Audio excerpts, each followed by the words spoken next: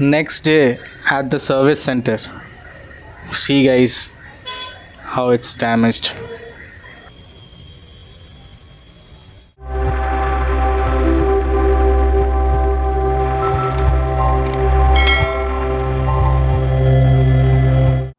Hello friends, কেমন আছো তোমরা?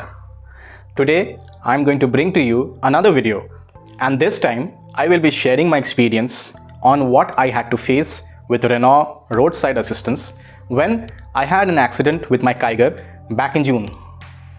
In my last video, I told you guys that because of this WagonR not using any turn signals and taking a sudden turn, the front right tire bumped into the divider and the car's wheel axle got damaged. This incident happened near Shilparamam, Madhapur. I had my son with me in the car and it was a harrowing experience for both of us. Thankfully, we were not hurt. Now, my wife came to the accident spot and took my son home. After that, it was one of the worst experiences I had dealing with Renault roadside assistance. I called their helpline number, and after taking all the necessary details, they told me that the tow truck would come soon. Now Kiger is my first car and I never had experienced such kind of breakdown based on which it had to be towed. Hence, I did not know that there were two kinds of tow trucks. One which ties a rope at the front or back bumper of the car and drags it away, and another one which lifts the car completely on the truck. When finally the tow truck came to take my car to the nearest service center, it was the kind which lifts the car completely on its back. When they tried moving my Kiger, they could not because the front right tire bent backwards and got stuck into the mudguard. Initially after the accident, I somehow managed to move the car very slowly to the side of the road. But after that, we could not move the car any further. Hence, the first tow truck to the accident spot was of no use, since the car had to be moved and lifted to the back of the truck. Those folks who came in that tow truck called the driver of another tow truck which could put a rope in the front bumper of the car and drag it to the service center. The other truck said they were in Secunderabad and it would take a couple of hours for them to reach the spot. Evidently, Renault roadside assistance only has two trucks in total for the Hyderabad area. I had no other choice but to wait. In the meantime, there was a person from the roadside assistance customer care who kept calling me in between and kept me updated on the progress. After some time, he also stopped communicating.